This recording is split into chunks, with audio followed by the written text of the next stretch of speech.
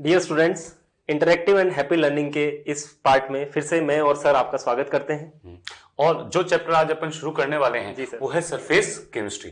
Sir one of the interesting chapter in chemistry हम कह सकते हैं, क्योंकि स्टूडेंट्स के लिए डे टू डे लाइफ में जो कॉमन एग्जांपल ये देखते हैं ना, उन एग्जांपल को अपन यहाँ डिस्कस करने वाले हैं। उन एग्जांपल के पीछे लॉजिक, मतलब बच्चा तो देखता है पर उसके पीछे ये नहीं समझ पाता कि ये वास्तव में हो क्यों रहा है। जैसे आसमान का रंग नीला क्यों होता है, या अपन ये सीखेंगे भी सही कि आसमान का रंग नीला क्यों होता है। या आप अगर कार की हेडलाइट के आगे, रात को अगर कार चला रहे हो तभी हेडलाइट जलाएंगे, हेडलाइट के अगर आगे देखोगे तो डस्ट के पार्टिकल चमकते हुए नाचते हुए दिखाई देते हैं। तो वो ऐसे रैंडम मूवमेंट करते हैं। रैंडम मूवमेंट अपने घर में भी सर जब अपन सुबह सुबह उठते हैं तो आपको धूल जो है वो जैसे जिस साइड से आपके लाइट आ रही है, जिस झरोखे से लाइट आ रही है, वहां पे जो आपके धूल के पार्टिकल इधर उधर दिखते रहते हैं। डांस करते हुए, मैं तो ये वर्ड यूज करता हूँ, डांस करते हुए जो दिखाई दे रहा है वो डांस क्यों हो रहा है वो आपको इस चैप्टर में सीखेंगे। अच्छा, कई बार सर मान लो कट लग जाए शरीर पे, तो कट लग जाने पे ब्लड आने लग जाता है, तो वहां फिटकरी रगड़ देते हैं। तो फिटकरी रगड़ने पर वो ब्लड आना बहना बंद हो जाता है। पानी को भी सर साफ करने के लिए फिटकरी यूज करते हैं, गंदे पानी को। हाँ, कई जगह पर जहां पर डस्ट पार्टिकल बहुत छोटे छोटे होते हैं, पानी के साथ बह के आते हैं, वहां ये किया जाता है कि फिटकरी को अंदर घुमाया तो सारे के सारे डस्ट पार्टिकल नीचे सेटल डाउन हो जाते हैं। तो उन सब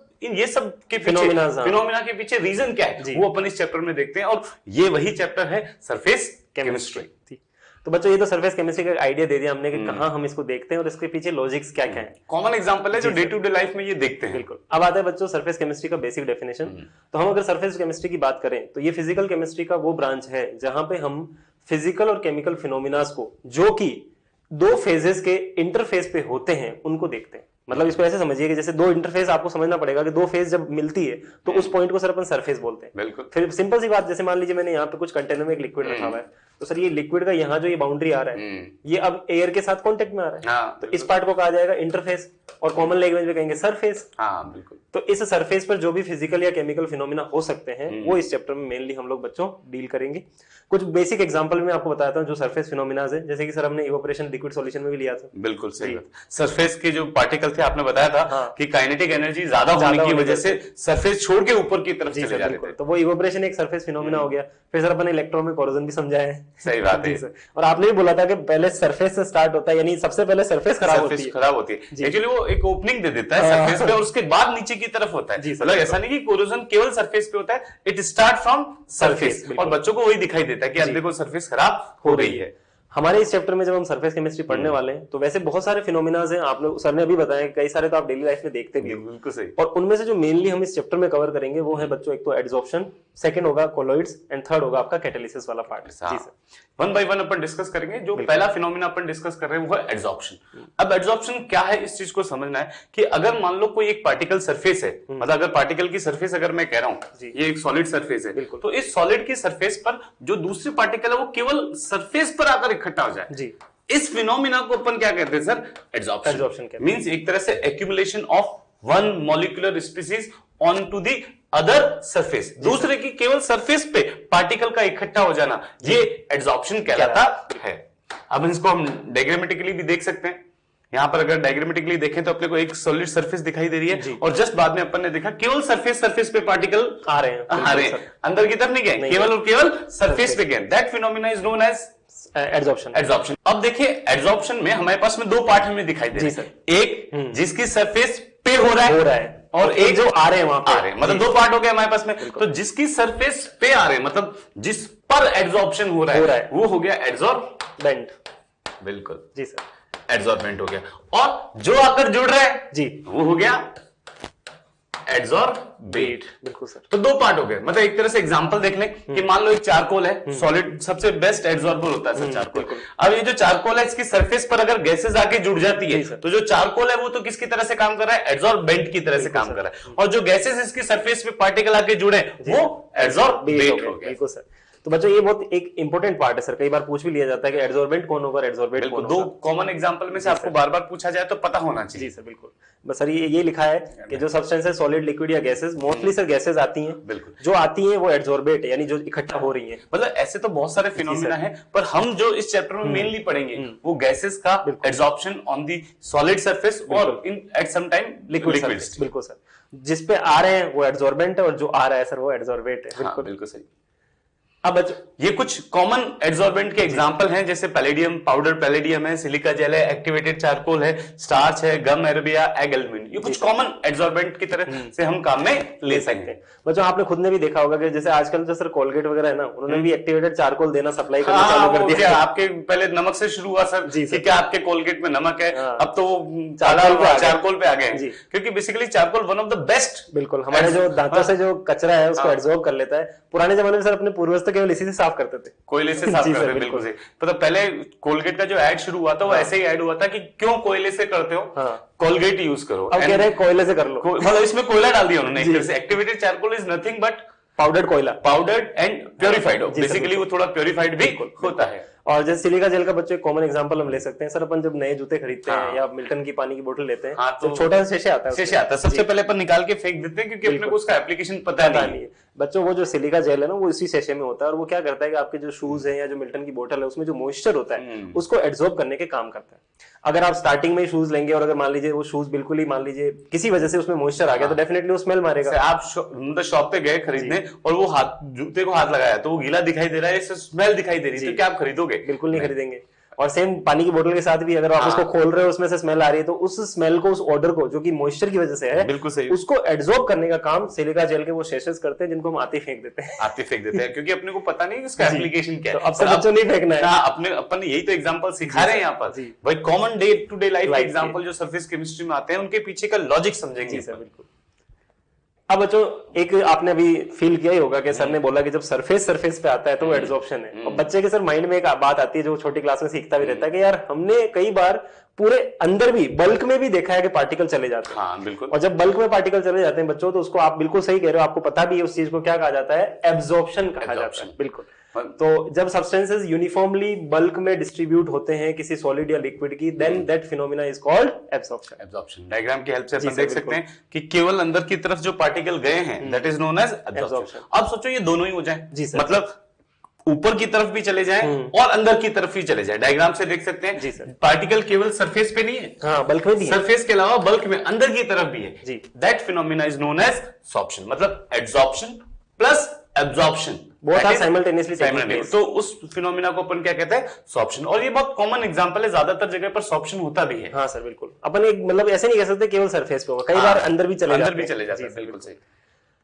अब बच्चों अब आप लोगों ने एड्सॉर्प्शन समझा कि जब सरफेस पे पार्टिकल्स का इकट्ठा होना है वो एड्सॉर्प्शन है। कौन इकट्ठा हो रहा है, वापस रिवाइज कराते हैं, एड्सॉर्बेट हो रहा है। किस पे हो रहा है, एड्सॉर्बेंट पे हो रहा है। तो इसका मतलब कहानी ये है कि एड्सॉर्बेट आ रहा है और एड्सॉर्बेंट की सरफेस पे अक्युमुलेट हो रहा है, और प्रोसेस में आगे जाके एड्सॉर्ब्ड स्पीशीज आपको मिल रहा है, यानी दो चीजें अब इकट्ठी हो गई है। बिल्कुल ठीक है। तो जो आगे जाने वाले प्रोसेस है उसको अभी अभी हम लोगों ने अच्छे से आपको समझाया, that is called adsorption.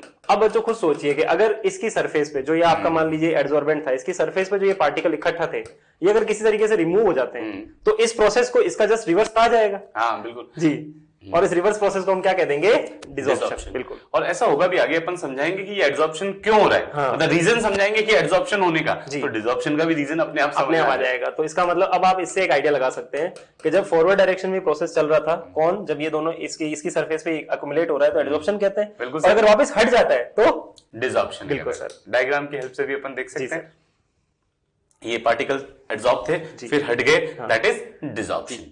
Moving to next, अच्छा एक ओक्लूजन है, ये क्या है सर? इसमें क्या होता है सर कि जो मेटल सरफेस की वॉइड्स होती है, जैसे अपन मानते भी हैं कि ट्रांजिशन मेटल्स के अंदर जो वॉइड्स होते हैं, मैं अपन सॉलिड में बताएंगे इसे आगे, कि पार्टिकल्स के बीच में जो स्पेस रह जाता है उसमें कई बार गैसेस जो है वो एड्सॉर्ब हो जाती है, और उस प्रोसेस को एक स्पेशल नाम दिया गया है ओक्लूजन। है तो एड्सॉर्प्शन का एक टाइप सर, एड्सॉर्प्शन का एक टाइप है। बिल्कुल। देखिए अब अपन जैसे मैंने कहा था कि सर अपन आगे रीजन समझेंगे कि एड्सॉर्प्शन होता है। एड्सॉर्प्शन समझने के लिए मान लो ये कोई कंपाउंड का एग्जांपल है, सरफेस है और उसका बल्क भी है जी। हम इसके दो पार्टिकल का, मतलब ये एक तरह से हमारा एड्सॉर्बेंट है। बिल्कुल सर। इस एड्सॉर्बेंट के सर अपन दो पार्टिकल को डिस्कस करेंगे। एक पार्टिकल जो बल्क में है, अंदर की तरफ है, और एक पार्टिकल जो सरफेस में, मतलब एड्सॉर्बेंट का ही एक पार्टिकल जो अंदर की तरफ है और एक जो सरफेस पे।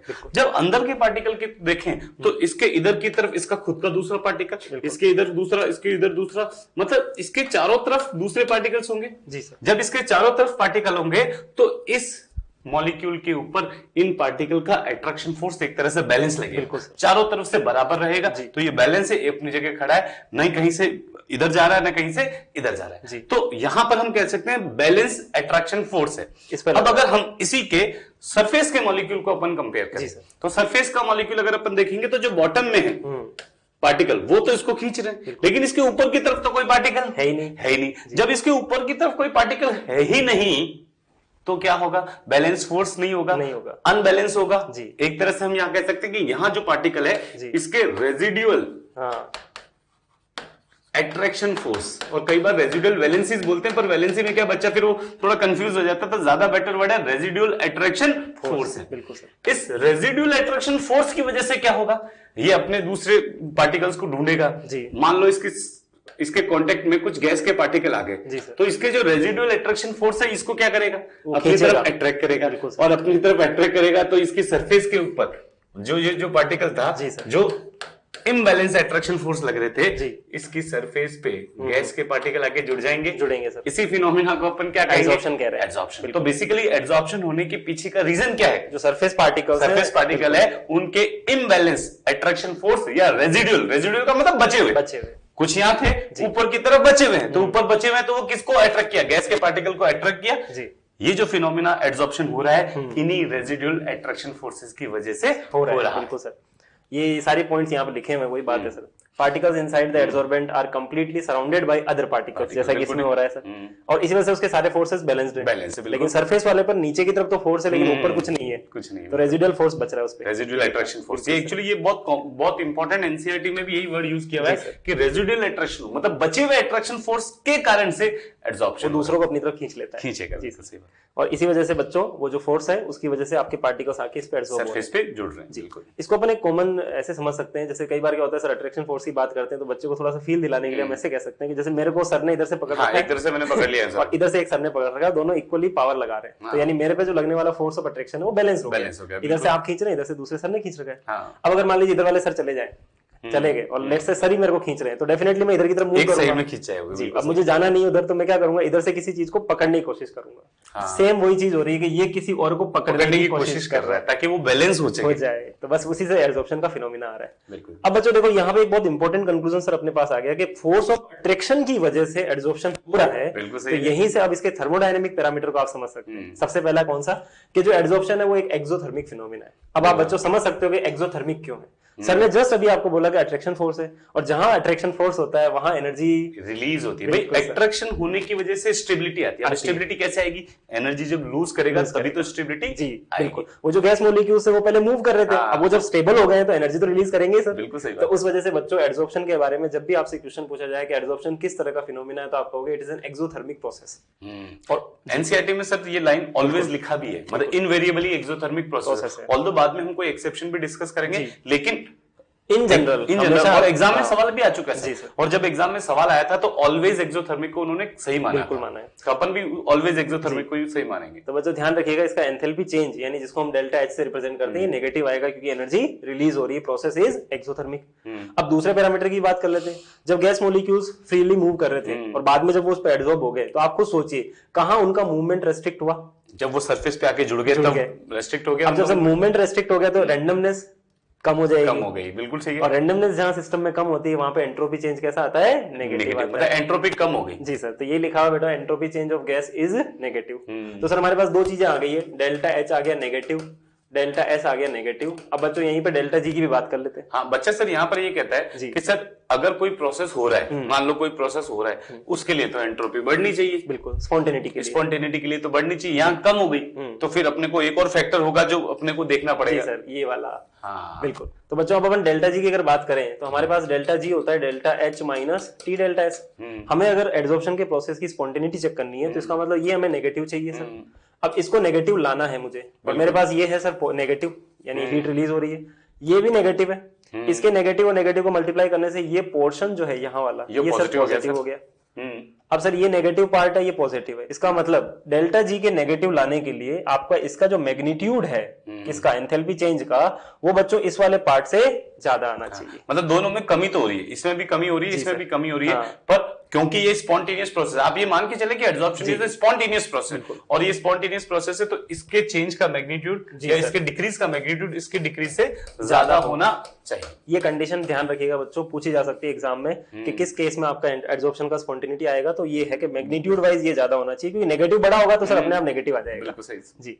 अब अभी भी हम यहाँ पे आगे भी अपन डिस्कस करेंगे कि जैसे जैसे टाइम बीतता है वैसे सर सरफेस साइड्स जो हैं वो ऑक्यूपाई होती रहेंगी। अब जब सरफेस साइड्स ऑक्यूपाई हो रही हैं तो जो आगे आने वाले मॉलिक्यूल्स हैं गैस के उनके पास सरफेस खाली नहीं है, खाली वो कहाँ के जुड़ेंगे। जी, तो इसका मतलब एड्सॉर्प्शन का जो प्रोसेस है वो धीरे धीरे टाइम के साथ स्लो हो जाएगा। स्लो हो जाएगा, बिल्कुल। और स्लो होगा तो जो एंथैल्पी चेंज आ रहा है, रिलीज हीट है, वो धीरे धीरे कम रिलीज होती जाएगी। अब जब ये रिलीज हीट कम हो रही है तो इसका मतलब डेल्टा एच का मैग्नीट्यूड वह तो स्टार्टिंग में तो ज्यादा था, लेकिन टाइम के साथ ये घट रहा है। अब घटते घटते सर ये दोनों एक इंस्टेंस पे क्या हो जाएंगे, एक दूसरे के बराबर हो जाएंगे, और जब बराबर हो जाएंगे तो इक्विलिब्रियम आ जाएगा, क्योंकि डेल्टा जी जीरो आ जाएगा। सर तो ये ध्यान रखें, ये जो लिखा है when delta G zero state of equilibrium attain, पर जब एड्सॉर्प्शन हो रहा है तब नहीं। वैसे तो अगर आपसे पूछा जाए एड्सॉर्प्शन कैसा फिनोमेना है तो अपन बोलते हैं स्पॉन्टेनियस फिनोमेना, मतलब आपसे केवल एड्सॉर्प्शन के बारे में पूछा जाए तो अपन यही कहेंगे। बिल्कुल सर। लेकिन अगर वो कहता है कि भाई जब एड्सॉर्प्शन और डिसॉर्प्शन, आपने जो बात कही थी पहले, हाँ एड्सॉर्प्शन और डिसॉर्प्शन, ये एड्सॉर्बेट और एड्सॉर्बेंट दोनों मिलके आगे जाके एड्सॉर्ब्ड हो रहे थे।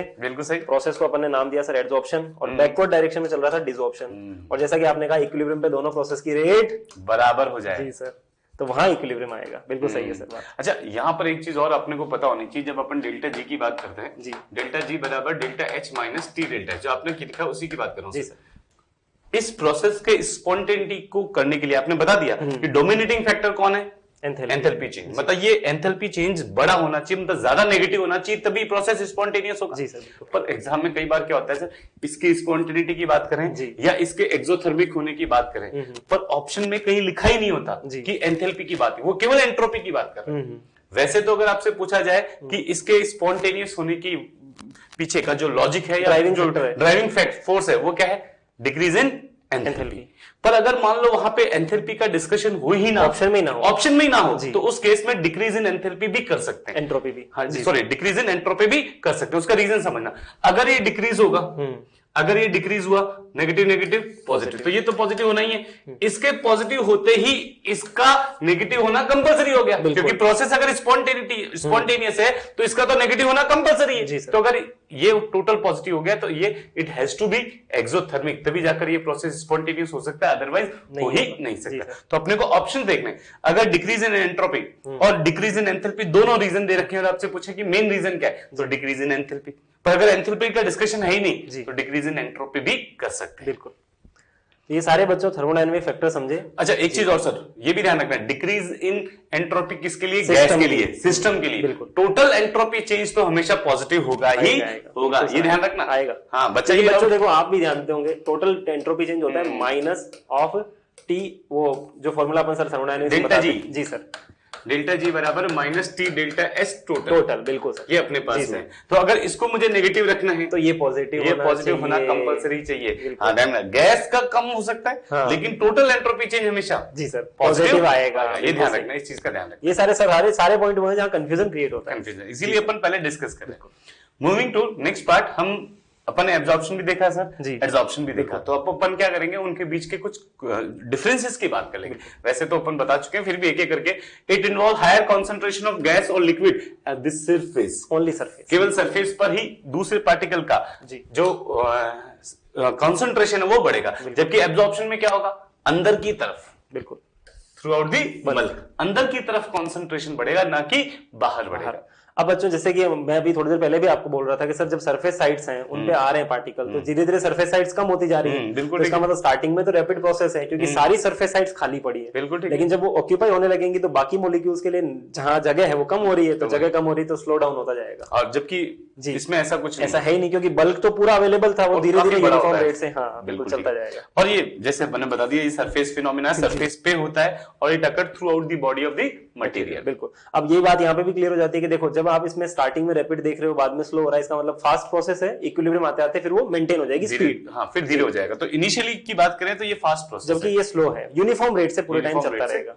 जी सर, कुछ एग्जांपल की बात कर लेते हैं ताकि डिफरेंसेस को समझ सके कि भाई एब्जॉर्प्शन क्या है और एब्जॉर्प्शन, क्योंकि अपन ने पहले कहा कि common day to day life के एग्जांपल से अपन इनको बताएंगे। जैसे सर वाटर लेते हैं, है ना। वाटर, अच्छा ये सर बहुत कॉमन एग्जांपल है, एनसीईआरटी में दे भी रखा है, क्वेश्चन आता है इस पे कि वाटर प्लस कैल्शियम क्लोराइड ये किसका एग्जांपल है, और वाटर प्लस सिलिका जेल ये किसका एग्जांपल है। तो मैं आपको बता दूं, अपन इसीलिए कॉमन एब्जॉर्बेंट क्यों बताए थे इनको, इसीलिए बताए थे कि सिलिका जेल कहीं लिखा हुआ आ जाए तो एब्जॉर्बेंट है, अच्छा एब्जॉर्बेंट है, इसका मतलब वो एब्जॉर्प्शन का काम करेगा। तो water plus silica gel absorption का एग्जांपल है, और water plus calcium chloride anhydrous होना चाहिए तो एब्जॉर्प्शन का एग्जांपल। ये एग्जांपल याद रखने, सवाल पूछे जाते हैं। इसी में बच्चों अगला एग्जांपल है अमोनिया गैस है। अगर आप अमोनिया गैस को वाटर के साथ लेते हैं, यानी वाटर के पास रखते हैं, तो वो क्या होता है, उस पर एब्जॉर्प्शन करती है। ये अपन यूडियोमेट्री का पार्ट उसमें बताते भी हैं कि अमोनिया को अच्छा एब्जॉर्ब करवाना है आपको, तो वाटर ले लीजिए, वहां पे अमोनिया डिसोल्व हो जाता है और वो अमोनियम आयन और OH माइनस में कन्वर्ट हो जाता है। बिल्कुल ठीक है। लेकिन चारकोल, फिर से वही बात देखो, हमने पहले बताया थे कॉमन एब्जॉर्बेंट कौन कौन से। चारकोल, एक्टिवेटेड चारकोल बहुत अच्छा एब्जॉर्बेंट होता है, तो वो क्या करता है, इस अमोनिया को एब्जॉर्ब कर लेता है। बिल्कुल सही बात है। अच्छा ऐसे एक और एग्जांपल देखो, इंक की अगर बात करते हैं, इंक प्लस चौक, मतलब अगर आप चौक को लें, ये बहुत बच्चे करते भी हैं आजकल, तो फिर भी इंक पेन यूज नहीं होता, तो वो इंक इनको देखने को मिलती नहीं है, पर अगर इंक पेन की इंक लें और उसके अंदर चौक को डिप कर दें, और डिप करके अगर अपन बाहर निकालते हैं, उसको तोड़ते हैं, तो क्या देखते हैं सर, बाहर की तरफ तो वो सरफेस जो ब्लू है, बिल्कुल ब्लू हो जाएगी, और अंदर की तरफ है जो चौक गीली तो होगी, लेकिन वो नीली नहीं होगी, मतलब गीली होगी इन द सेंस, अगर आपने जो इंक है वो नीले कलर की लिए, तो नीला कलर अंदर नहीं जाएगा। अब इसका रीजन क्या है कि जो कलर पार्टिकल है वो उनका हुआ एब्जॉर्प्शन, वो केवल सरफेस पे, और वाटर जो है वो अंदर की तरफ गया है, तो वाटर जब अंदर की गया है तो उसका क्या हुआ है, एब्जॉर्प्शन। तो ये ध्यान रखना कि चौक प्लस इंक की अगर बात करते हैं, तो जो इंक के अंदर वाटर है वो अंदर चला गया, वो एब्जॉर्प्शन, और जो इसके इंक के पार्टिकल है वो सरफेस पे ही रह जाते हैं, वो है एब्जॉर्प्शन। और ये तो इतना अच्छा कॉमन एग्जांपल है, बच्चा करके देख सकता है। हाँ, करके देखता भी है, डे टू डे लाइफ के एग्जांपल ही तो लेना चाह रहे हैं। जी सर, बिल्कुल। इसी में बच्चों आगे और भी कुछ डाइस के एग्जांपल है। मिथाइलिन ब्लू अपने आप में एक डाई है, ब्लू कलर का। अब इसमें क्या होता है कि जब आप इसको चारकोल के साथ, फिर से आगे एड्सॉर्प्शन वाला पार्टी, चारकोल के साथ लेते हैं, तो आपका जो ब्लू कलर का डाई है वो एड्सॉर्ब हो जाता है चारकोल के अंदर, और डाई जो है वो क्या हो जाती है, कलरलेस हो जाती है। सर ये तो मैंने अपने पीएचडी के टाइम पे ड्यूरेशन में लैब में करके देखा। मतलब आप ये समझ लो कि गंदे नाले का पानी, जिसमें जहां से इंडस्ट्रियल वेस्ट आता है, वहां से गंदे नाले का पानी लो, और अगर वो पूरा डार्क ब्लू कलर का हो, और आप क्या करो, एक छलनी में आप चारकोल को पीस के पाउडर फॉर्म में रख दो, और ऊपर से अगर उस मिथाइलिन ब्लू वाले पानी को ऊपर से गुजारो जो डार्क ब्लू है, लेकिन नीचे जो पानी छन के आएगा सर वो बिल्कुल ट्रांसपेरेंट होता है, मतलब पूरा का पूरा जो डाई है ऊपर की तरफ क्या हो गया है, एब्जॉर्ब हो गया। ये मतलब ये जो अपन एक्टिवेटेड चारकोल कहते हैं, ये इतना अच्छा एब्जॉर्बर है। अच्छा इनका एक मुझे और एग्जांपल याद आ रहा है, तो मैं आपको दिला देता हूं कि एक्टिवेटेड चारकोल का एग्जांपल आप घर में देखते हैं सर, जो प्योरीफायर होते हैं उनके अंदर एक कार्बन का गोला लगा हुआ है, काले कलर का। वो कार्बन का गोला क्या है, चारकोल ही तो है, पोरस चारकोल होता है। अब जब इनके ऊपर से पानी आता है, तो वो पोरस चारकोल क्या करता है, अपनी सरफेस पर जितनी भी इंप्योरिटीज थी उसको अपनी सरफेस पे क्या कर लेता है, एब्जॉर्ब कर लेता है, और नीचे जो पानी आता है वो प्योरीफाइड। भले पानी आप ऊपर टंकी से ले रहे हैं, लेकिन चारकोल से गुजारने के बाद जो पानी आप तक पहुंच रहा है वो प्योर, काफी बहुत अच्छा प्योर हो जाता है। अच्छा दूसरा एक एग्जांपल और है, अगर आप देखें कि सब स्टूडेंट के दिमाग में भी ये डाउट रहता है सर कि सर जो शक्कर है अपन घरों में काम में लेते हैं, वो शक्कर होती है व्हाइट, है ना, एकदम सफेद झक जिसको कह सकते हैं, सफेद अपन शक्कर काम में लेते हैं, बनती तो ये गन्ने के जूस, गन्ने से, और वो तो गुड़ है, गुड़ बनता है पहले, गुड़ बनता है, येलो कलर का होता है। गन्ने का जूस अपन पीते तो ग्रीनिश कलर का टिंच होता है, लेकिन जब हम शक्कर काम में लेते हैं तो व्हाइट कैसे होती है। उसका रीजन ये है कि उसको भी अपन, ये जो येलो कलर का शुगर सॉल्यूशन होता है, उस शुगर सॉल्यूशन को अपन चारकोल से गुजारते हैं। जब चारकोल से गुजारते हैं तो जितने भी कलर्ड पार्टिकल होते हैं उनको चारकोल अपनी सरफेस पे जोड़ देता है, और नीचे की तरफ जो सॉल्यूशन बाहर आता है वो बिल्कुल ट्रांसपेरेंट होता है, व्हाइट कलर का आता है। मतलब कलर्ड पार्टिकल को एब्जॉर्ब करने का, पॉइजनस गैसेस को एब्जॉर्ब करने का one of the best absorber जो होता है चारकोल होता है, चारकोल होता है। और मेरे को भी एक एग्जांपल याद आ रहा है बचपन में, जैसे अपने सर सब्जियों में कभी कभी नमक ज्यादा पड़ जाता है, तो आप उसमें कोयला डाल दो, क्योंकि कोयला क्या करता है, उस नमक को एब्जॉर्ब कर लेता है अपनी सरफेस पे। तो कोयला जिसको अपन एक्टिवेटेड चारकोल कहते हैं, एक्टिवेटेड का इतना ही मतलब है हीटेड फॉर्म में होता है, तो सर उसके ऊपर पहले से जो एब्जॉर्प्शन हो चुका है उसको हटा चुके हैं, दैट इज एक्टिवेटेड चारकोल। जी। अब बच्चों ये जो सारी कहानी हमने एब्जॉर्प्शन सीखा, सॉर्प्शन सीखा, डिसॉर्प्शन सीखा, और एब्जॉर्प्शन के थर्मोडायनामिक पैरामीटर को सीखा है। अब सर इसके बाद अपन स्टार्ट करेंगे टाइप्स ऑफ मतलब एब्जॉर्प्शन अगर सरफेस पे हो रहा है तो अपने को पता है कि सरफेस पे एब्जॉर्ब होने के दो रीजन है, एक तो टेम्परेरी जुड़ जाए, और एक वो परमानेंटली जुड़ जाए। तो वो जो टाइप्स है वो अपन आगे डिस्कस करेंगे।